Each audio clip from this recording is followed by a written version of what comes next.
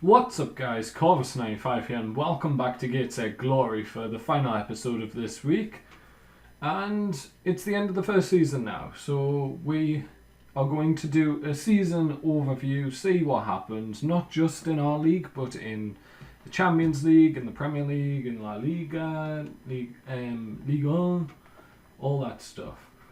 So, first things first, I won Manager of the Year, 46 matches, 60% win ratio.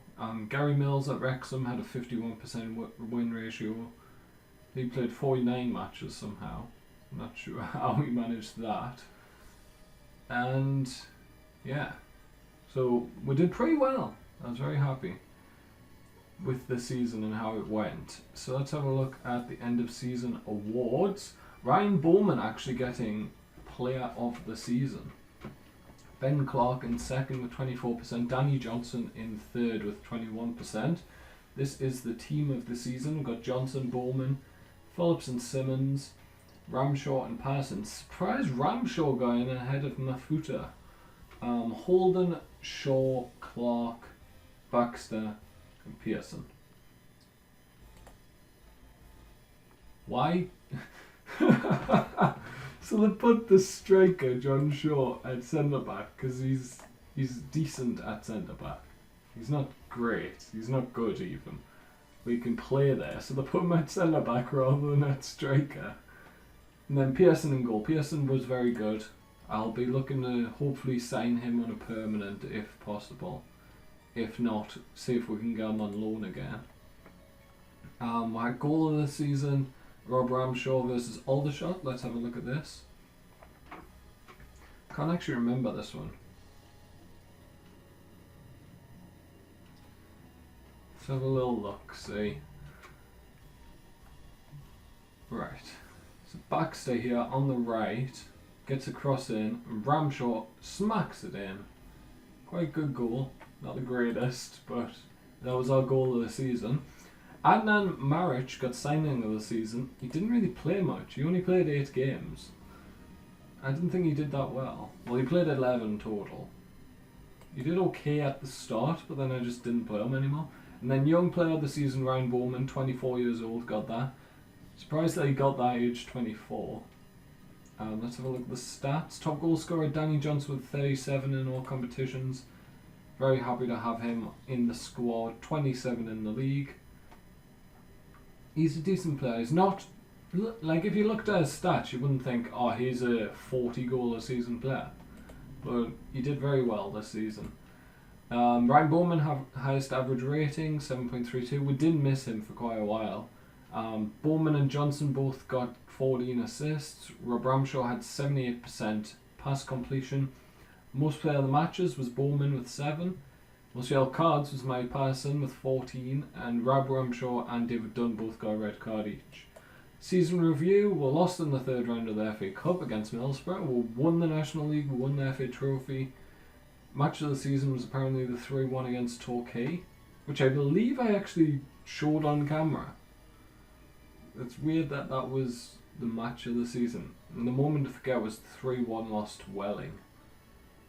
Average attendance was 1,259, which is 10% full. And then we used 26 players, which was joined 16th highest, so very low amount of players actually used. As you can see, we're top for most of the season. Once we got there, we pretty much stayed there. That didn't go very well. Like, half the team wanted to finish in the top half of League 2, and half the team thought we were going to get relegated from League 2. We're untouchable.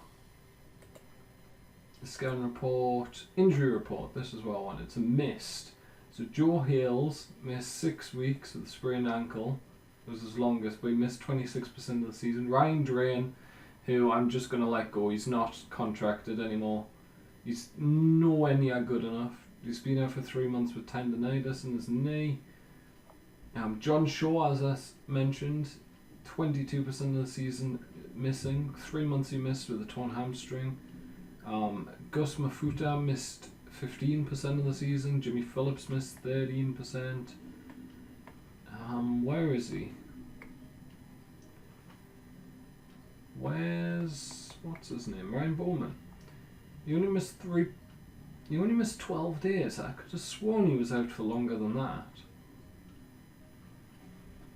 I could have sworn he was out for like... I think it might have been that he was out at like a particularly important time in the season, which is why I'm thinking he was out for a long time. I think he also has pretty poor... Stamina 11's not that bad. I have a feeling he was like very low on match sharpness for a long point in the season. Previously of Torquay, who got relegated this season. And yeah, that'll bring me on to the table. So let's go see the table. So Vanarama National League, Wrexham won the final of the playoffs 1-0 against Cheltenham. We won the league, 98 points. Actually, let's go to stages here, because this will allow us to see a more detailed table. So we only lost 4 games all season, which was against Chester, Southport, Dover and Welling. Dover, Chester, Southport, Welling. So all kind of good teams apart from Dover. And we scored 86 goals, which was only 3 more than Cheltenham. We conceded 12. Actually, we conceded the same amount of goals as Wrexham.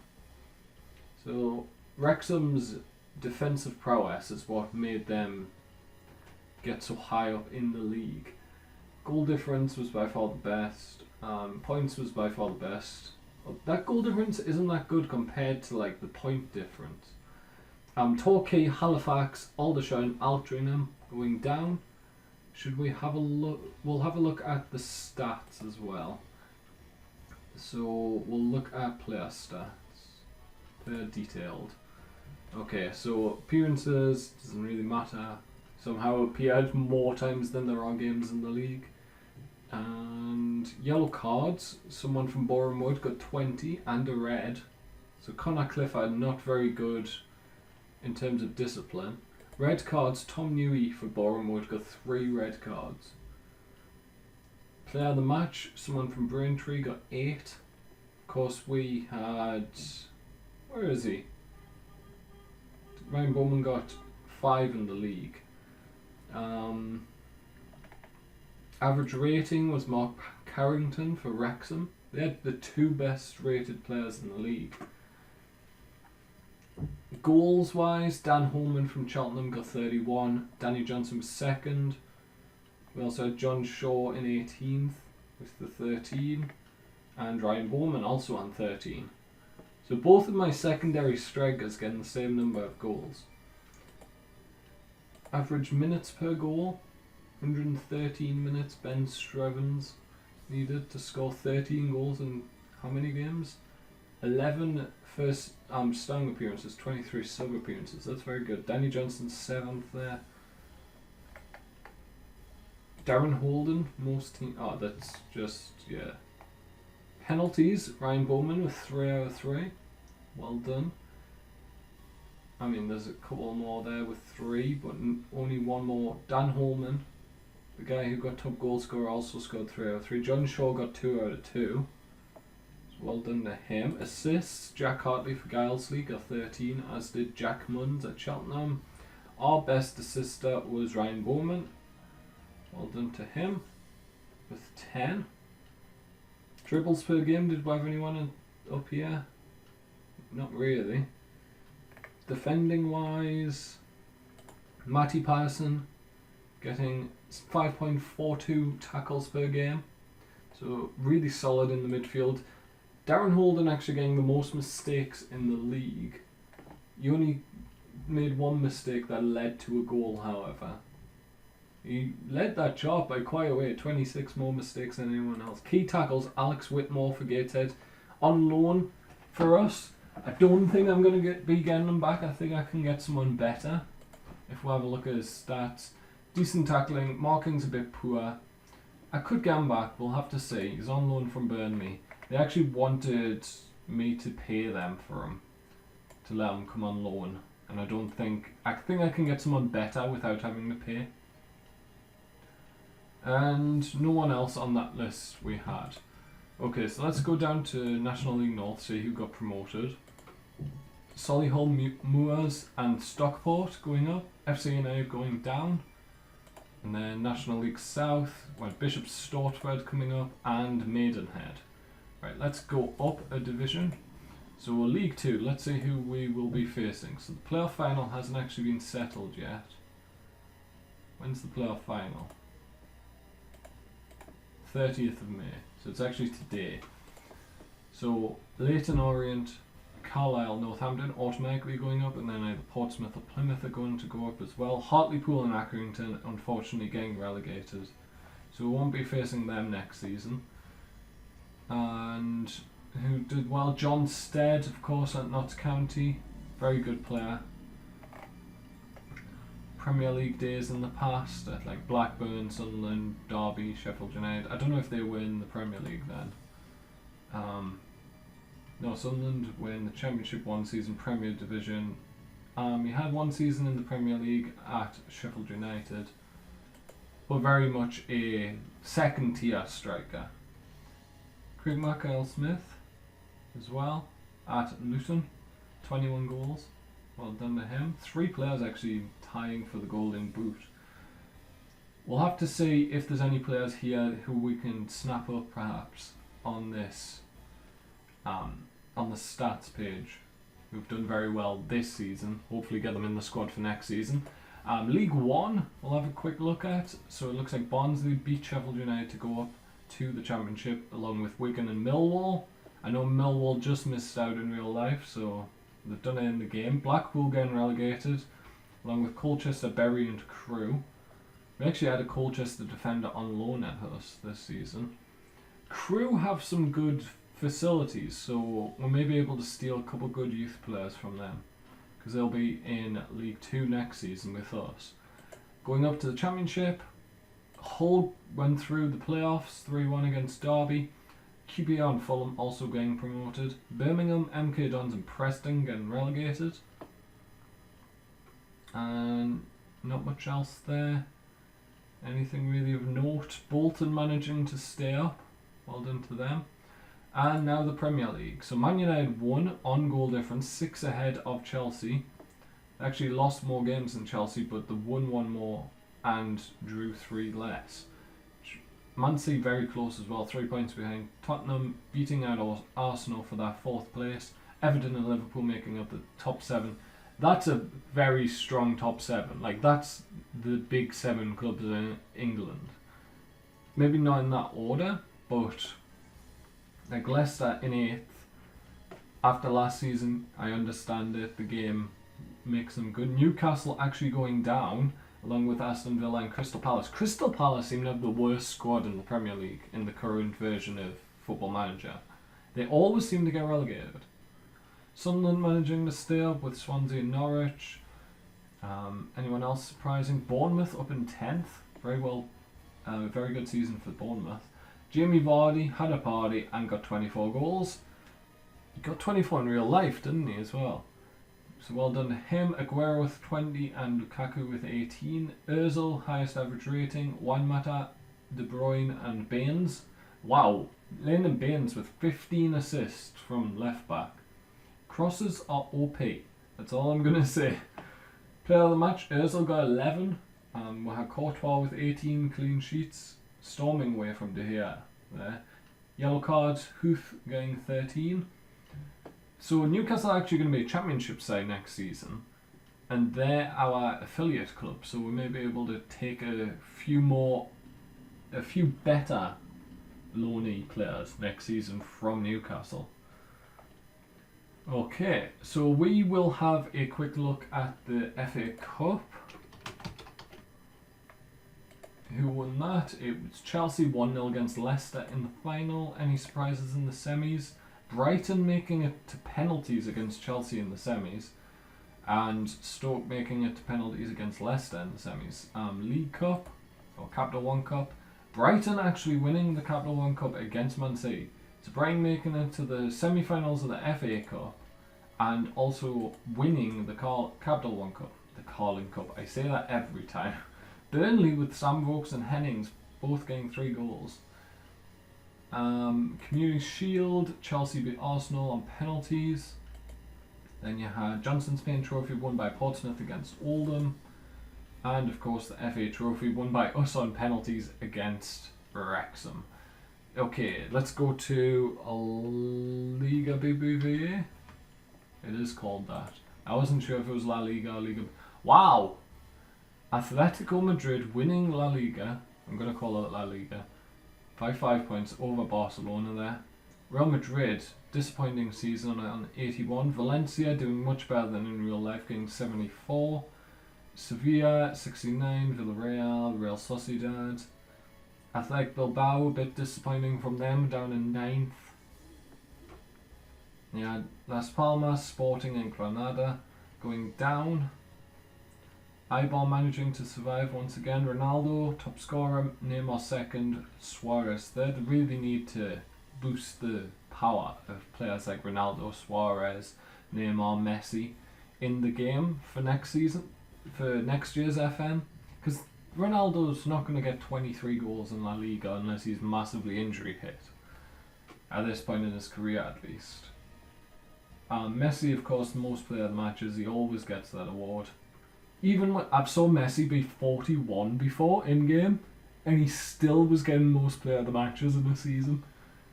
It's insane how powerful they are. Going up from Liga Adelante, that's not this season, is it? We can't actually see that. I didn't load that. We will go to France. So Liga. PSG won with 100 points. Monaco second, Lyon third, Marseille, Lille and Rennes in 6th. Any surprising teams there? Not really. Ooh, yes, really. Toulouse and Nice both going down, along with Ajaccio. That's a horrible pronunciation, I think. Ibra getting the most goals. Someone from Troyes. Didn't they get destroyed this season? They were on like 0 wins until like the 27th game of the season or something.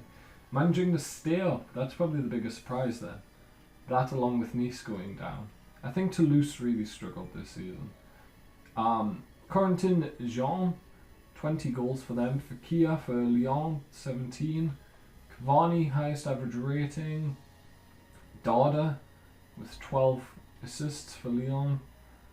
Bernardo Silva, he looks like a real prospect. 10 player of the matches for Monaco. So well done to PSG.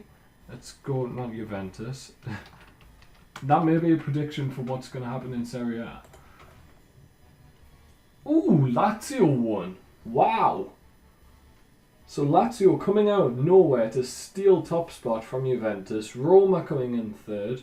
Inter 4th. Napoli. AC Milan up the table a bit after a few poor seasons. Got Sassuolo in 10th. Fiorentina down in 13th. Very poor season for them. Carpi, Frosinone and Empoli getting relegated. Empoli with only 16 points. Very poor by them. We will go say... What's the Portuguese league called? Let's just go to Portugal. Sporting. Portuguese Premier League. Fair enough. Porto 1, Benfica 2nd, Sporting 3rd, Braga 4th. Well, I couldn't have predicted that. Look at the gap between the top 3 and Braga, and then Braga and Ferreira. União de Madeira getting relegated along with Aruca. Jonas getting 20 along with Gaitan. Abubakar getting 23. Ruben Neves, star player him. Very, very good. And what have we missed? We've missed the Bundesliga, haven't we? German First Division. Wolfsburg won it. What is going on with the German and the Italian leagues? In real life, they're like the most dominated leagues, but in game, neither of the expected teams have managed to win. Bayern finishing 2nd, along with Dortmund, tied on points, 2 goal difference in it. Schalke in 4th, Mönchengladbach in 5th, Leverkusen, Hoffenheim, Frankfurt and Ingolstadt going down. I believe Stuttgart went down in real life, so they managed to stay up. Well done to them. Lewandowski, Max Kruse, Lars Stindl, Johannes Geis, Well done in terms of assists. Yeah, well done to them. Well done to Wolfsburg. And what else? Wanted to check. Let's go to the Euro Cup. Champions League. So Chelsea actually won the final against Juventus 3-2. Can we have a look at this game? We can. Cesc Fabregas, Diego Costa, and then Cuadrado and Pereira for Juventus. Taking it to extra time. Pedro scored in extra time. Cuadrado on loan from Chelsea. Similar to how Courtois destroyed them like 2 years ago for Atletico. Ronaldo, of course, getting top goal scorer in the Champions League. Let's go see the Euro Cup. Who won that? Liverpool doing what they couldn't do in real life and winning the Euro Cup 2-1 versus Leverkusen in the final. Henderson and Milner with the goals. Stefan Kiesling's goal in the 92nd minute wasn't enough. Liverpool deserved the winner, looks like. And yeah, I think that's going to be the end of this overview of what's gone on this season in the league and in all our leagues worldwide. So if you've enjoyed this little overview, guys, and you're looking forward to more episodes of this series, make sure to drop a like on the video, hit that subscribe button as well to keep up to date. And from me, Corvus95, thank you guys so much for watching, and goodbye.